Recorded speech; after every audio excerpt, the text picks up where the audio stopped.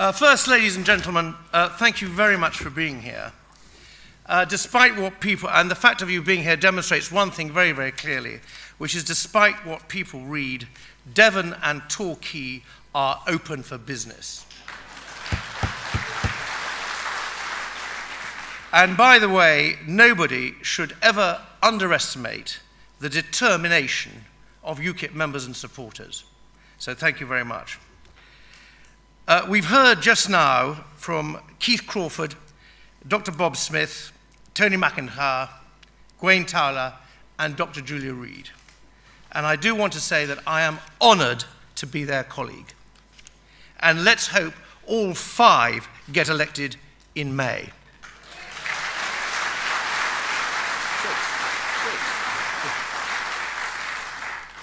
I particularly want to give a special mention to Dr. Julia Reid. Julia is the highest ranked candidate, and there was no special shortlist, no Cameron A list, no favoritism. Julia does it purely on merit. So a good...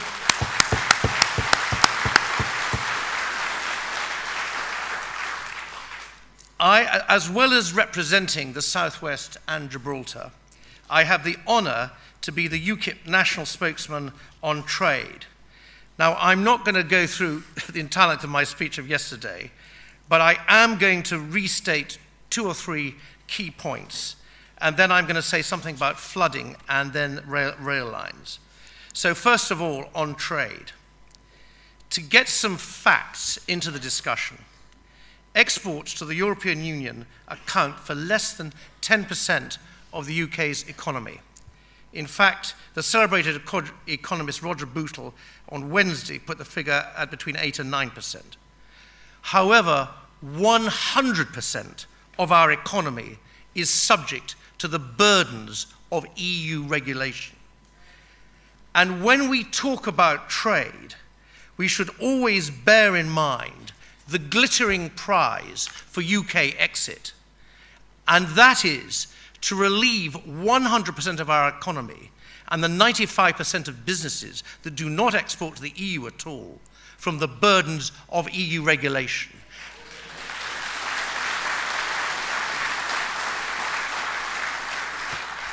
And that alone is a very worthwhile aim. Now to trade. I'm going to come up with a revelation that for the Nick Clegg's, Peter Mendelssohn's, and Kenneth Clark's of British politics may be almost blinding. And here it is. The UK does not need to be in a political union in order to be able to trade.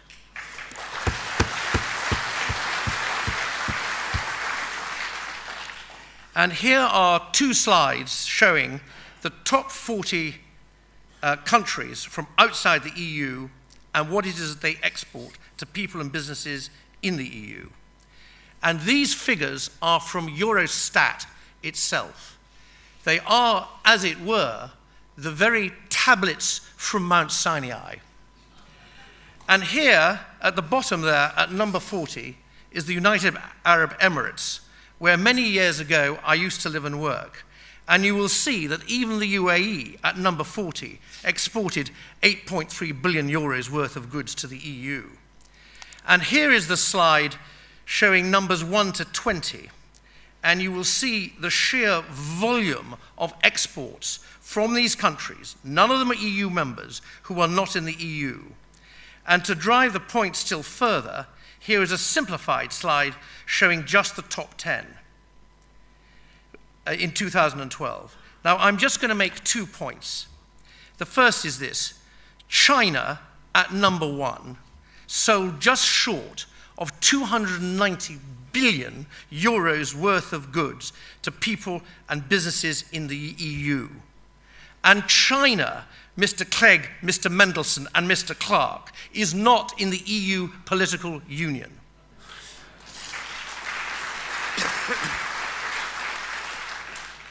Second, the sheer volume of exports of the top 10 is worthy of note. It is, in fact, equivalent to the entire economy of Spain. Now, let us be crystal clear. a country does not have to be in a political union in order to trade. Not remotely, not at all. We would absolutely not be turning our backs on the EU markets when we leave the EU. That all trade would cease is not at all a tenable proposition. The facts are clear. This is complete rubbish, specious nonsense, and worse still, it is a deliberate deceit on the British electorate.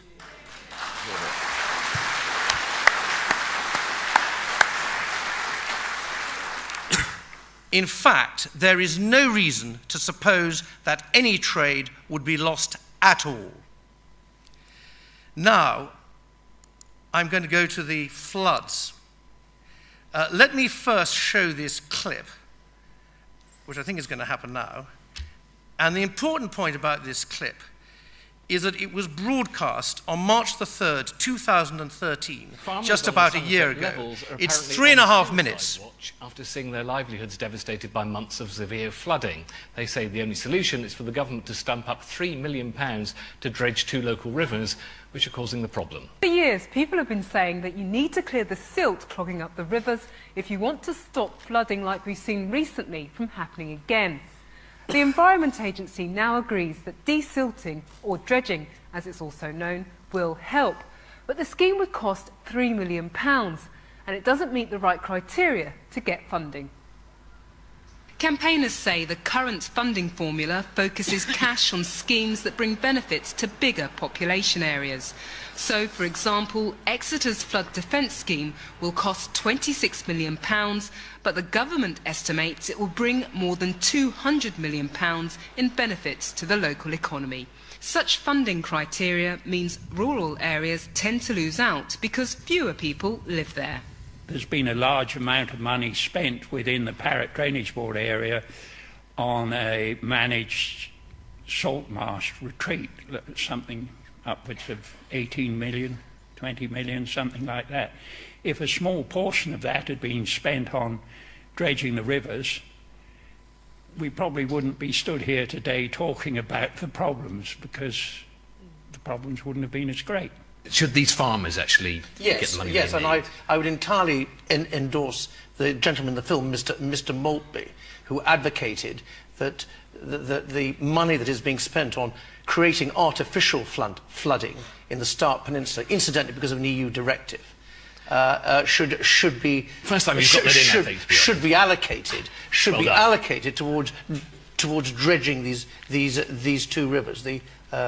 One of which is the River Tone. I mean, that is what is logical. Governments hardly ever do logical things, but perhaps Oliver can use his good offices with the coalition government for once to do something logical.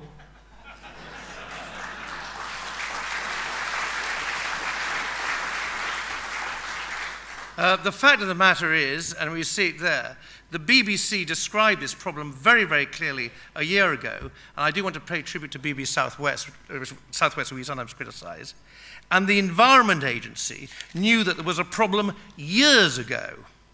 Now, we in UKIP have put forward a 3-point plan, which I'll go through at lightning speed. First of all, there should be full and proper compensation paid to the people suffering from the flooding.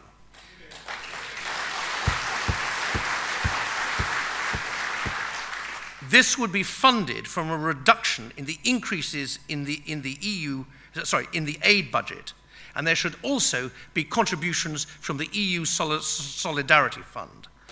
Yeah. But this on the basis that there be no reduction, no cutback in the UK's rebate. Second, a public inquiry should be set up, and its terms of reference should include the impact of EU directives, specifically the EU directives on waste and the habitat, on the policies of the Environment Agency and the extent to which these policies have engendered the flooding.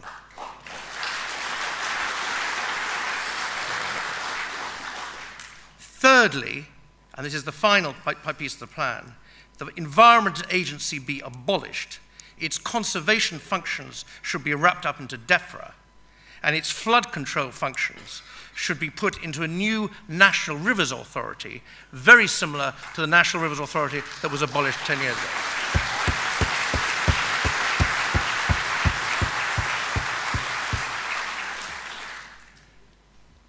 Politicians are very bad, and quangocrats are very bad at taking responsibility.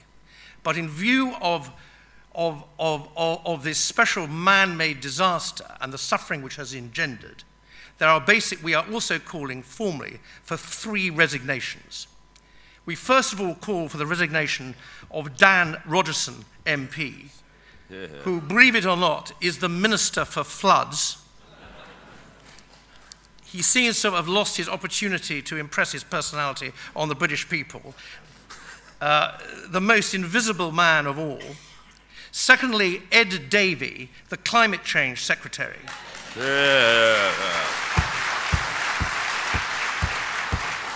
Should resign. And we also call for the resignation of Chris Smith,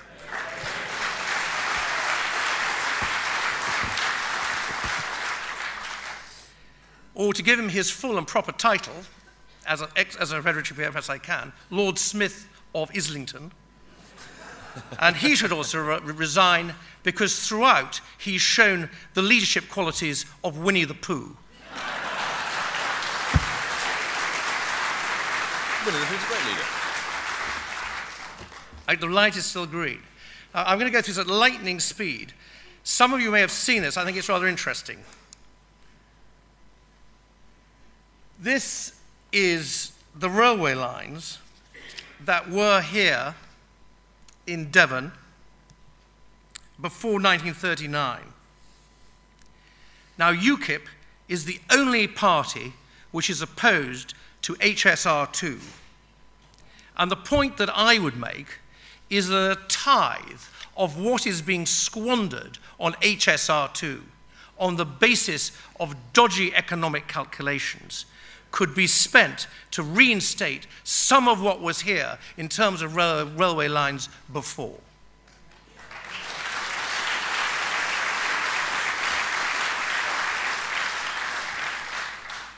Now, it's now 11:26.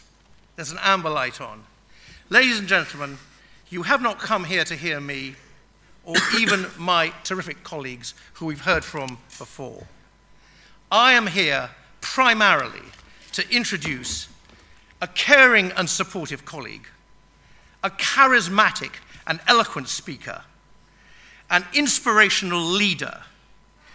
Ladies and gentlemen, I give you the most dynamic politician in British public life today, Mr. Common Sense, Nigel Farage.